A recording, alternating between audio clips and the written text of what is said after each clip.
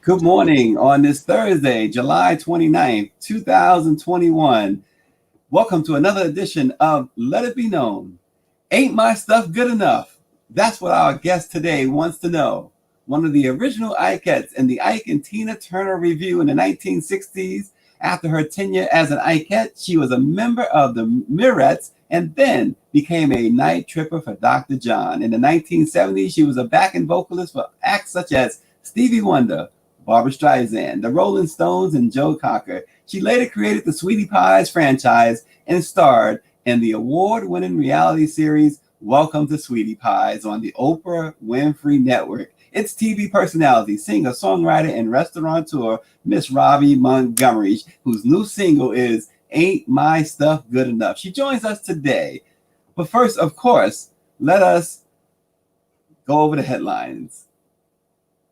The White House on Wednesday announced commitments from major companies, nonprofits, and government agencies to continue an all-out push to make sure tenants and landlords take advantage of federal rental assistance to help cover rent, utilities, and other housing costs and keep people in their homes. According to a fact sheet released by the White House, the action could help reach tens of millions of Americans. Officials noted that the continued call to action coincides with the launch of a new rental assistance finder produced by the Consumer Financial Protection Bureau. For anyone behind on rent, they can go to consumerfinance.gov/rent help and input information on their location. So again, the Biden-Harris administration working hard to help those in need, especially during this pandemic.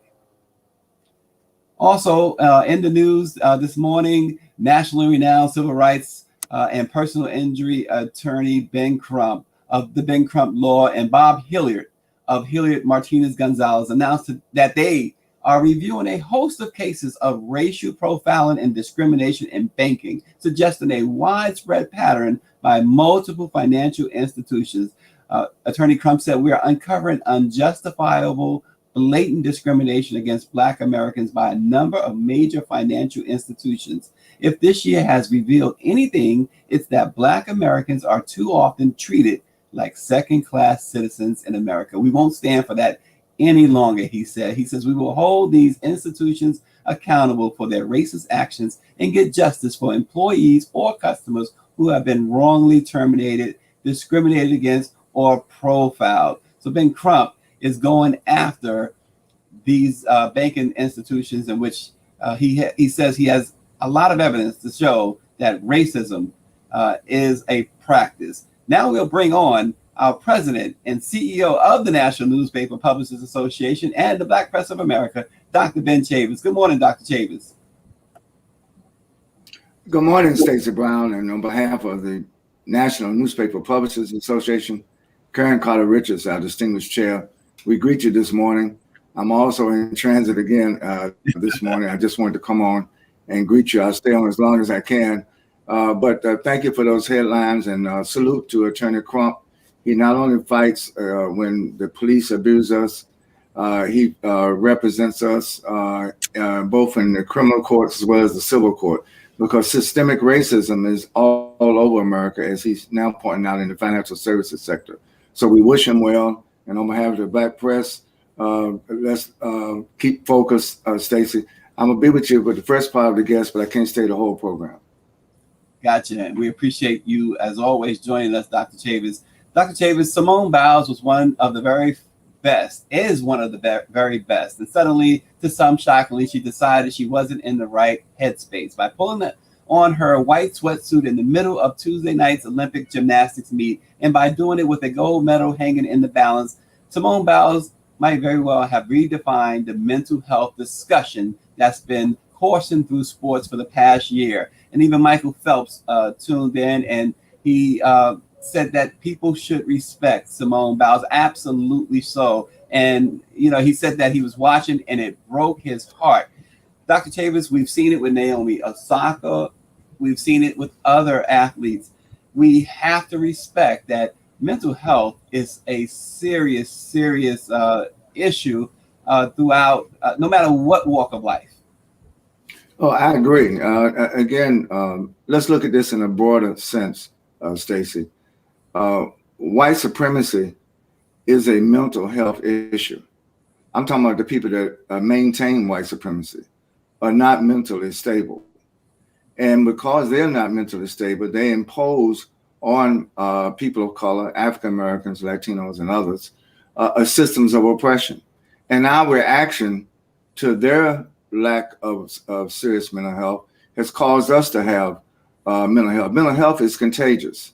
White supremacy is contagious.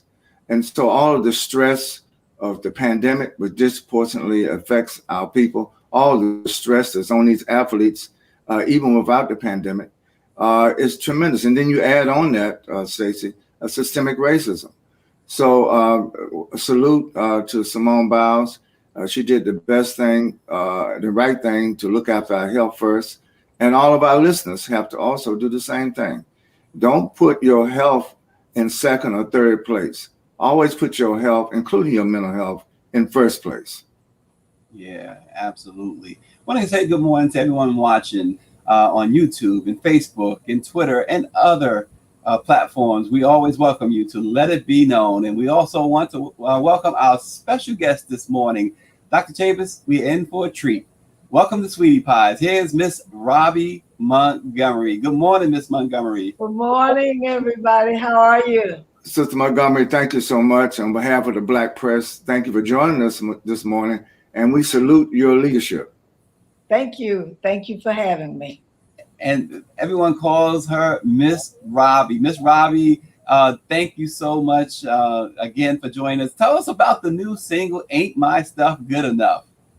Well, you know, people are always saying somebody's too old to do this and too old to do that. So I want to set an example that you're never too old for anything your dreams or you aspire to do.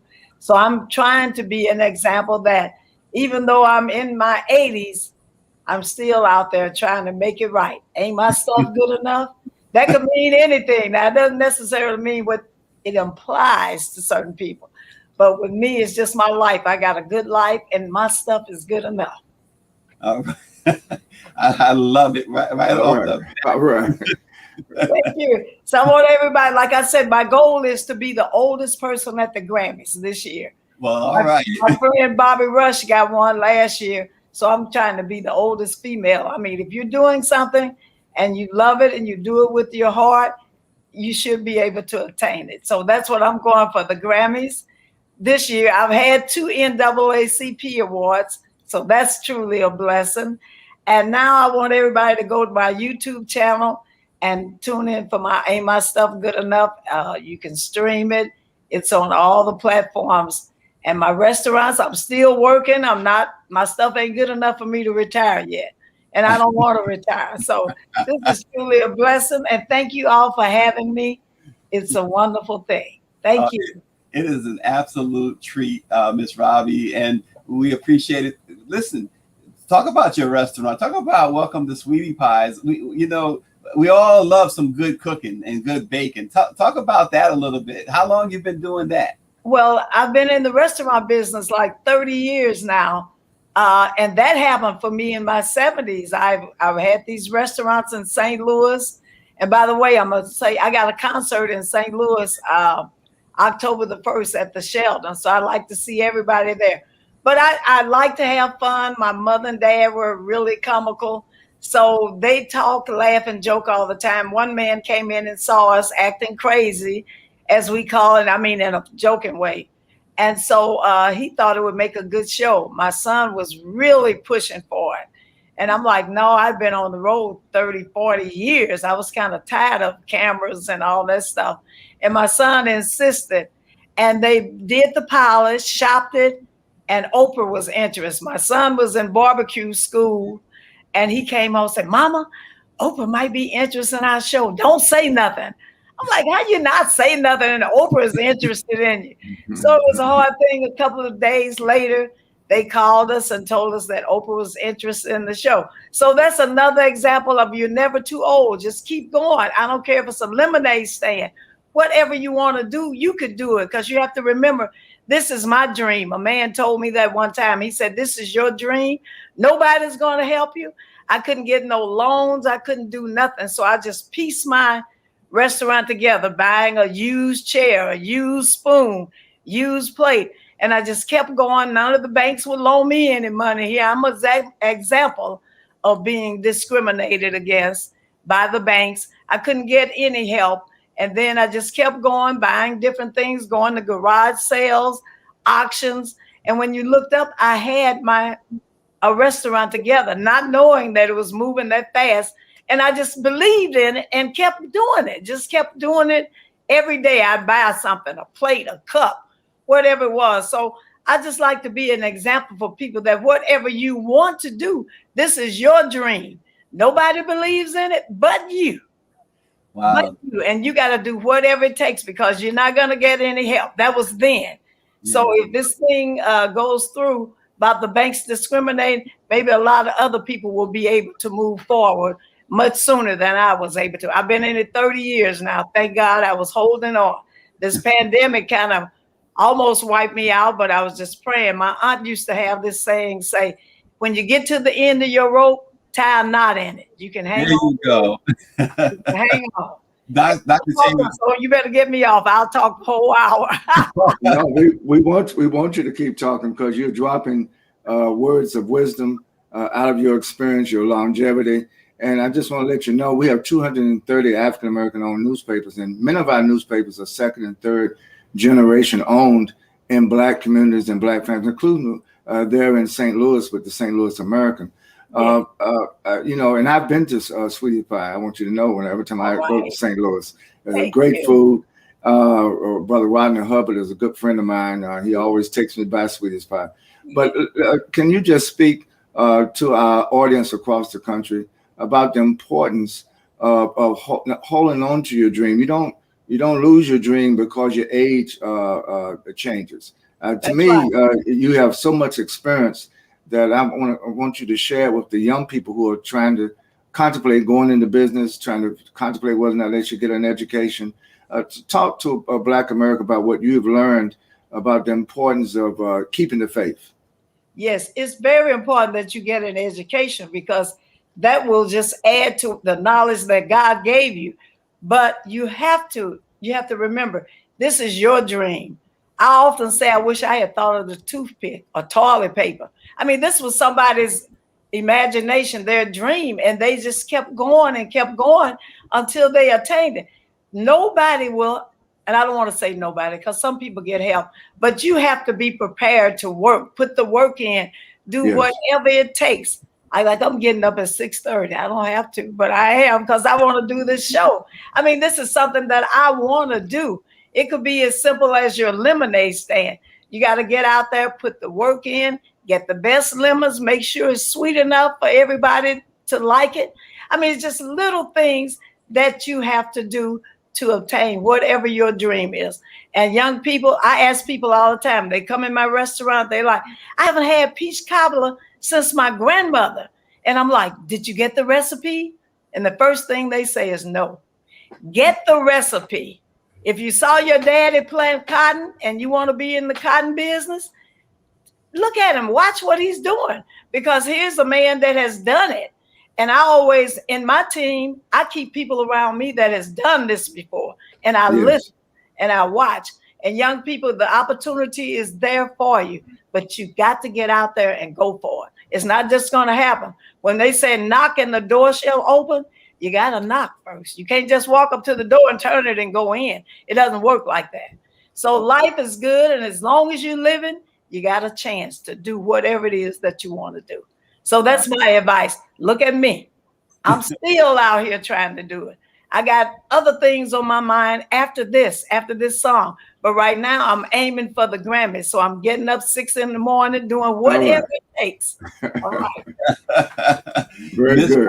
Is dropping pearls of wisdom all over the Black press this morning. We love it. Dr. Chavis, I know you're not with us long this morning, so I'll defer to you right now. Well, we just want to salute Sister Montgomery and let us know what we can do. We have some friends over at the Grammys, some people that work directly with us, and We're going to make sure they give you all due consideration. Thank you so much. God bless you all. Thank you. Young people, keep looking up. Miss Robbie, Yes. I want to just take you back in time a little bit. Talk about what was it like working with a young Tina Turner? Well, we were all the same age and we were learning at the same thing. Time. I mean, a lot of people say, you remind me of Tina. That's because we were out there learning at the same time. She's just a regular person like everybody else. I mean, you know, we all were trying to put our gowns on, as we call it, because we was wearing short dresses as first, and then we graduated to the gowns. But she was a normal person, nice person. We all hung out together. I was like a sister to her during her hard times.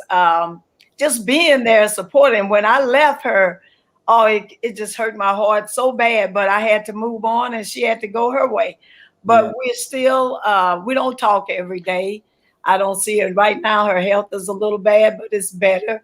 And so I love her. She's like a sister, I said. And we did everything together. We shared a piece of bread. If you had a piece, I had a piece. So it was that type of thing.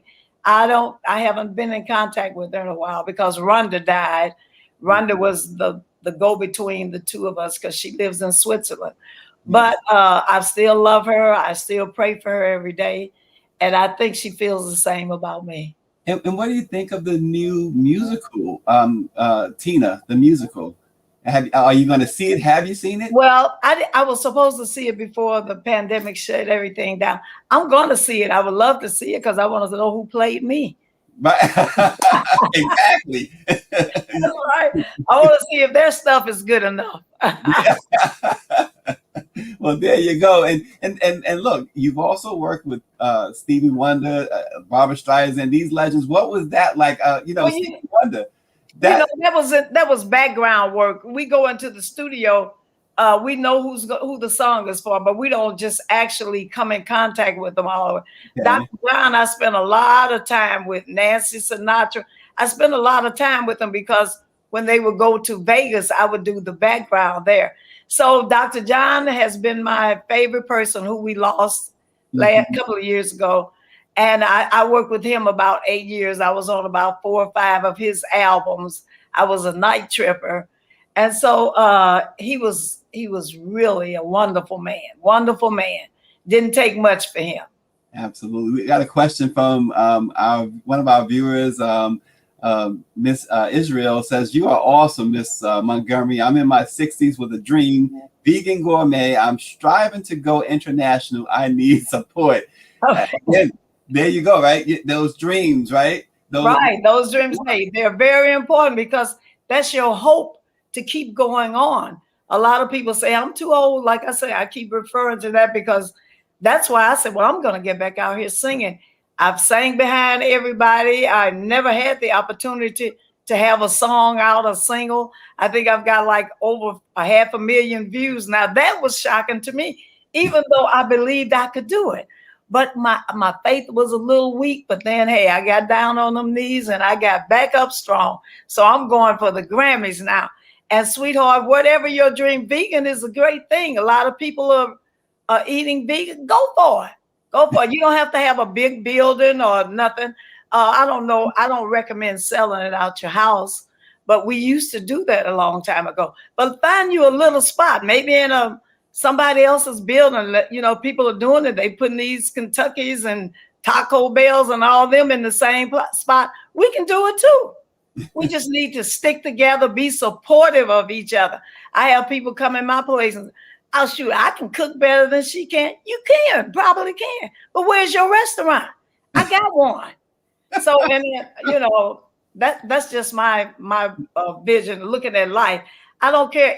That somebody can always do something better than you, but they're not getting exposed. I'm out here on every corner selling out of my car trunk, trying to do whatever it takes. I mean, I'm willing to do that. You willing to do it? You can have the same thing I got, a restaurant. Yeah. Listen, Miss Robbie, you already, even this morning, you've inspired so many just in these few minutes. Tell us, what was your inspiration? Well, my inspiration has always been to be a singer. But when I left home, I sang in the church, and when I left home, I got out on the road, then I realized, yeah, I got to eat. So background singing was the opportunity that afforded me to eat. And I didn't care about being in the front or none of that stuff. I just wanted to eat and sing. So even though I wasn't the big star, I was able to do the two things that I wanted to do, eat and sing. So it doesn't matter how you do it. It's what you do with what you got. And so that's my, that inspired me. And then as I became in the business, stayed in the business longer and longer, different opportunities were available to me. And you have to take advantage and you have to see it. You can't sit back and say, oh, I want that house. They're not going to give it to you because everybody would have a house. Everybody don't want a house. Everybody don't want a Rolls Royce or a Cadillac. Some people just want to ride. And so you have to go for whatever your goal is. I don't care what, a hoopty or whatever. And like I say, I can talk, so you better get me off of here. Hey, Miss Robbie, but here's the thing, though. A lot of people can talk, but not everybody imparts that wisdom that you are doing this morning, that we're just taking it in. Okay. We love it. Thank you.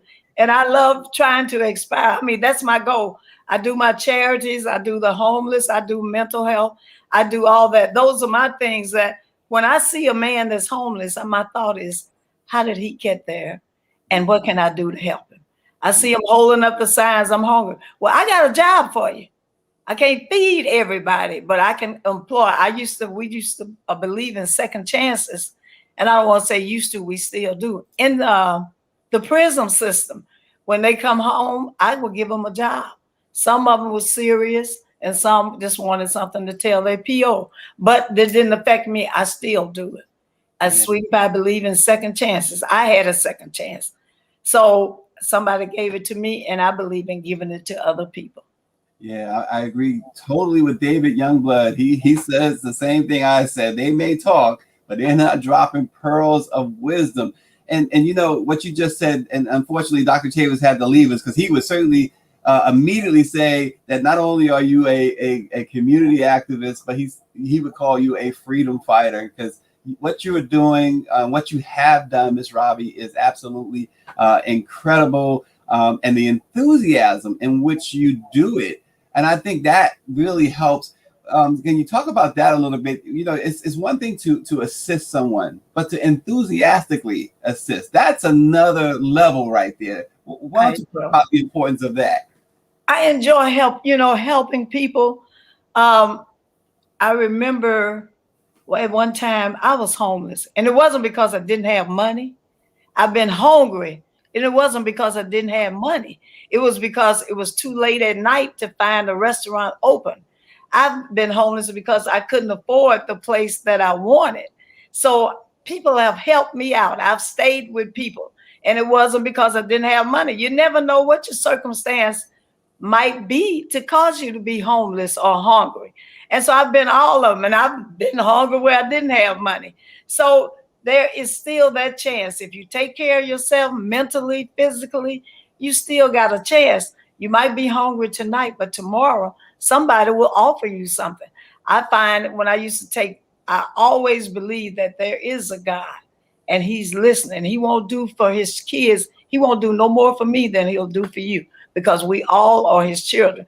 But you have to believe, and you have to believe that help is just around the corner. Yeah. And it will definitely come. I remember times I needed bobby pins, didn't have them. Looked down on the floor. There was a bobby pin. Here he was. So, right? Hey, won't he do it? Won't he do it? Deborah Gilbert White says thank you for lifting people experiencing homelessness. COVID will result in many families experiencing homeless for the first time. And we talked briefly, Ms. Robbie, about COVID and being shut down for the past year plus. How were you able to navigate that? You know what? Excuse me. A couple of times I thought I wasn't going to hold on, but I believed I shut down twice. And I'm like, oh Lord, I got to hold on. I said, I got to hold on. And that's what I did. And so instead of buying 10 pounds of ground beef, I bought 5 so I could hold on. That's knot at the end of the rope. I tied it in there and I'm holding on. And when you looked up, I mean, it's still not over. Right. But we're seeing a few things. Now, people are not working, and a lot of people say it's because of the checks that they're getting. Well, that might be true. So to them, that might be their lucky break. But to a restaurant owner, that was a disaster, because even though we was trying to hang on and people have to eat, we had to shut down.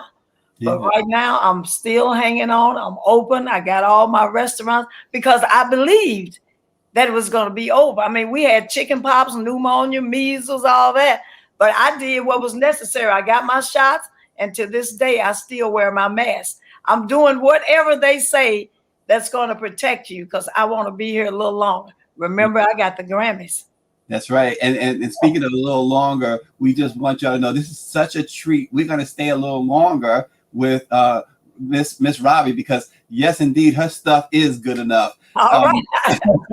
David Youngblood says he's asking Miss Robbie, who inspires you musically and in the civil rights movement?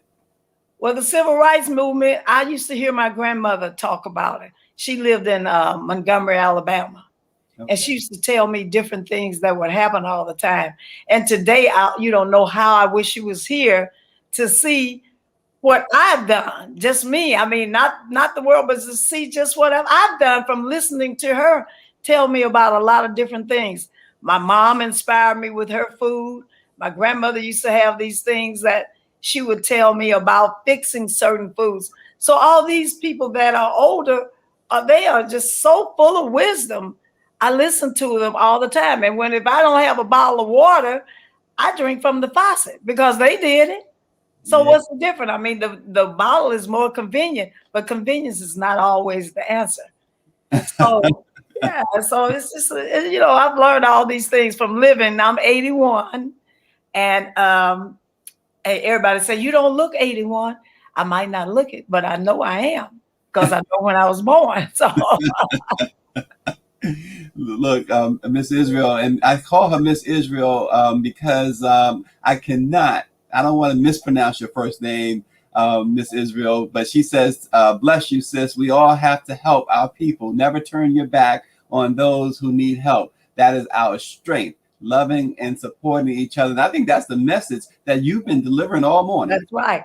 Help each other. I'm telling you, if I hear somebody, especially Black people, and I'm not prejudiced, but by Black people, if they open a restaurant, you can believe I'm going to get in there that week to support them, because we need each other. It doesn't matter how good you can cook. It just go in there and support your cooking. Buy a plate. Don't come in there talking about, where's my family recipe or my discount. I'm in business. If you want to help support me, come in there and buy a plate. If I want to feed you free, I invite you to my house. Support our business. I don't care what it is. Support each other. Black women, and I'm not particularly picking on Black women, but I experience it in my own business when they come in there. This food wasn't that good. But you couldn't fix a plate for what I charge you, $10, $15 or whatever. But what happens, people get in there and see all this food and start ordering. And then when they get to the cash register, it's more than they wanted to do. Mm-hmm. Stick to your script. If you came in to get chicken and rice, go get it. Come back another time and get chicken, rice, and sweet potatoes. Stick to the script. Help each other. And that's what I pray happen. I live to see that, because I hear it all the time. Oh, she don't look good. I love to tell a woman, baby, you look good. Where you get that dress from? I want one. So it's nothing wrong with admiring each other. I enjoy it. I'm hoping that our viewers on Facebook and in other places share this broadcast, because this one is for the ages. This is wonderful. I'm having the time of my life right now. Lulu on YouTube is saying that St. Louis is a city full of talent. James Wright says wisdom, pure wisdom, and that's what you've been giving us. So tell me, Miss Robbie, all this wisdom, it comes from somewhere. Did you learn from your parents? I mean, where did you get it from? My parents. My mom was a stay-home mom, but she had a lot of wisdom. And it's wisdom out there. It's just floating around. You just got to be in tune. Pick it up. Pick it up. Look at other people. Listen to people. I'm a talker, but I also listen. And out of that conversation is certain things that ping on your brains, and it sticks with me. I always remember something that's important. I don't care who it is. I always get something from somebody all the time. I learn every day. You're never too old. Yeah, isn't it, Miss Robbie? I'm glad you said that too, because isn't that true? No, sometimes if someone's that we're not agreeing with is saying something, we just dismiss it. But isn't that true that just about everyone you can grab a little something from? A little something from them. I mean, I'm getting back in the music business. It has changed so much that I feel like, I'm illiterate to it. Not when I was doing this song, they like, well, you got to do a lyric video. I'm like, a lyric video? So I never knew all this stuff because I wasn't in it. I had left the music, got back into the food business. And then I said, what is a lyric video? They're like, well, they put the words up there. And I'm like, well, that don't make sense. But since they say I got to do that, I'm going to do it. I did that. And then the video comes next. I wanted to jump straight on to the video. And I hope everybody has seen my video. And if not, go to it, the YouTube channel, and listen to it. And I hope you like it. One person said, Miss Robbie got the message across and she didn't even take her clothes off. Well, you don't want to see me with my clothes. I did what was best. And look, David Youngblood says, I learn from every encounter. And again, it goes along with what Miss Robbie is saying. Again, look, I don't often do this during our shows, but I urge everyone, share this with your friends, your loved ones, your family, your kids, because this is an education this morning. This is a true education this morning. And Miss Robbie had, experience does go a long way with so much. And you have so much experience. We talked about your time with the Ike Tina Revue and Stevie Wonder and everyone else, and Sweetie Pies. Tell me, let's talk about some more about Sweetie Pies, because I want to know, what's your favorite dish? You talked about everyone else's dish. What's your favorite dish? My favorite dish is the pear cobbler. Most people have never heard of it, never tried it. But once they try it, they really love it. My mom, back in the day, they used to preserve, I don't know what time of year it was, but they would take bushels of peaches, apples, pears, tomatoes. They do so many things preparing for the winter. And we would have pears, but pears would be the last thing. She would run out of the apples, the peaches, making peach cobbler, apple cobbler. And the pears, when she got down to that, she would make a pear cobbler. It was the best thing. And today I serve that pear cobbler. I try and keep all those old recipes, butter roll, all kinds of things that my mom and them did. I try to do that at my restaurant so young people will know how to survive. If you're down to whatever you got, there's a way. We as Black people have always been able to survive as far as food. My mom used to buy watermelons and she'd buy 10 and put them under the bed. And when we run out, she gets some more the whole season. But we do know how to survive. I was planning on doing a show on old foods like biscuits. How do they come up with biscuits? These type of things. So I've been researching myself. Even though I know about biscuits, I want to know how it originated. So I'm doing my work, my homework, trying to find out all these things. Who know how to put crust on top of peaches? The older people, they came up with that. This wasn't something I came up with. So I'm trying to keep soul food and all that stuff alive because it is a survivor. You can go to the store and buy a pie crust, but it doesn't taste like the one mama made or grandmama made. So it's a big difference. Our the National Newspaper Publicists Association's executive administrator Claudette Perry is asking, have you heard about sweet potato jacks? Not sweet potato jacks. I don't know that, but I know about sweet potato dumplings. Oh. So what's a jack? Tell me. Now I know. See, there's a shorty right there. You never stop learning.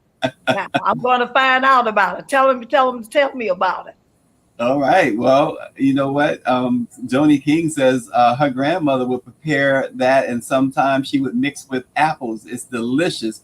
You got people, Miss Bobby, you got us hungry now. All right. Well, I'm going to try it. If it's sweet potatoes and apples, it's like a cobbler. I guess it's like a cobbler. Well, I'm going to fix it. I'm going to experiment it on. See, I learned something today. Well, At 81, I learned something. We are learning a whole lot this morning. Miss Robbie, you are incredible. You know, we talked about, okay, so just before I go to that, Miss Perry, Claudette Perry said that same thing, but it's deep fried, she said. Okay, now I know about fried pies. I know about that, but I've never heard that. But I'm going to find out that. In fact, when I get off, you know, you can Google. So I'm going to Google that. I'm not going to do it because I don't know how to do it, but I'm going to have somebody help me Google. I'm going to find out today, not tomorrow, today. She says it's like a pastry. Okay, and it seems like a fried pie, like it's filling and a crust around it, like a fried pie. Okay, so I'm going to have that today. I'm going to find it, and I'm going to make it next week. And I see Annette Phillips says, I like sweet potatoes. See, that's me, Miss Robbie. Sweet potato pie, that's my thing. So I make the best. I make the best, I tell you. And I'm so mad because I had my people, as they say, years and years, I tried to get them to get my pie in the stores. And they procrastinate. Then Patti beat me. Patti Labelle. She beat me to it. I mean, I love Patti and God bless her soul, but that should have been my pie. Should have been my pie. But that's all right. She got it. I'll come up with something else.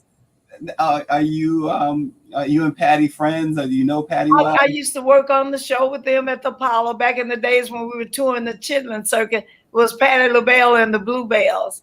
Yeah. And back in those days, so I don't know if she remembers me, but she's been to my restaurant. I don't think I was there that day, but I hope she remembers me. But we shared the same thing. We came up through the same things. When we were on the road, everything was segregated. So I had a hot plate, and that's what we cooked on when we got the opportunity to get a room with a stove, because everything was segregated. So we weren't allowed in all the hotels. We had about 4 or 5 hotels doing the Chitlin circuit. If James Brown was in there, Ike and Tina have to wait till they check out, and then we check in. And if you were lucky, we called them kitchenettes, which had a little stove in the corner and a little table. And I had an electric skillet and a 2-eye burner, a hot plate. And baby, we would fix steak and macaroni in the can, and that was our meal out on the road because we weren't allowed to go into a lot of the restaurants. So we had to go in the back and get our food. So I was out there during that time of segregation. And so we knew how to survive in that time. We couldn't go in there in the restaurant to get it. So we had our own hot plate and electric skillet. You know, and you mentioned the time of segregation. Miss Robbie, obviously, from all aspects, from music and entertainment and the restaurant business, just in life, you've seen from the civil rights movement to the Black Lives Matter movement. What do you see today from young Black people that maybe you didn't see during the civil rights movement? What would be your advice? Well, my advice, I mean, I'm not saying we can't change things, but the younger people are doing what they feel is right to change things. And I'm supportive because back in the days, we did nothing. We just went along with it. I don't know if we had the knowledge to do it, but we didn't do it.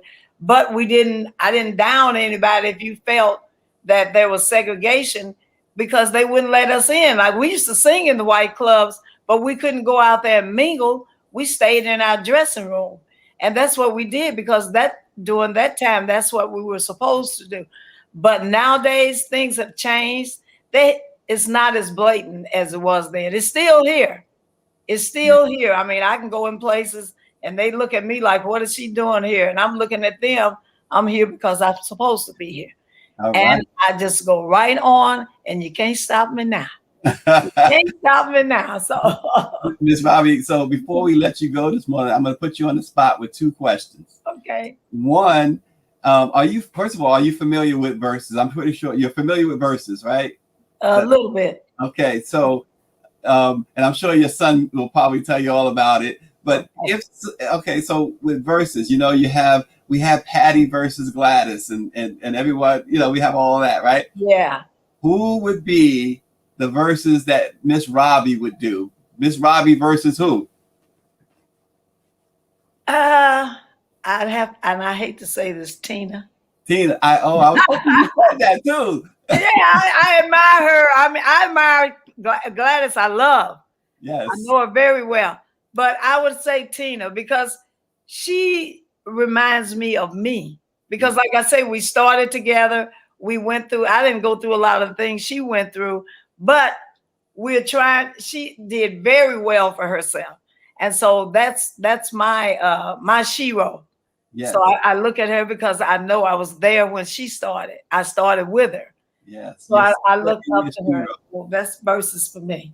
All right. And Miss Robbie, so Ain't My Stuff Good Enough? Can you sing one line from that? Ain't my stuff good enough? It's early in the morning, but that's it. Hey, yeah. We appreciate it. We really appreciate it. Miss Robbie Montgomery, this has been an absolute treat this morning. You know what? Claudette Perry says she is got to go to the Sweetie Pies. I'm going to Sweetie Pies. I think everybody's going to Sweetie Pies after this morning. I hope so. Thank you, and God bless everybody. Keep your head up. You can do it if you want to do it. So just keep your head up. And listen, join us tomorrow afternoon at 3 o'clock. We have a very special interview with somebody else whose stuff is always good enough. All right. Auntie Maxine Waters, the Congresswoman out of California, right here at 3 o'clock tomorrow afternoon. And let it be known, as we think of Simone Biles, Naomi Osaka, and the millions upon millions of others battling to stay healthy mentally, one small crack does not mean that you are broken. It means that you were put to the test and you didn't fall apart. We will see you tomorrow. All right.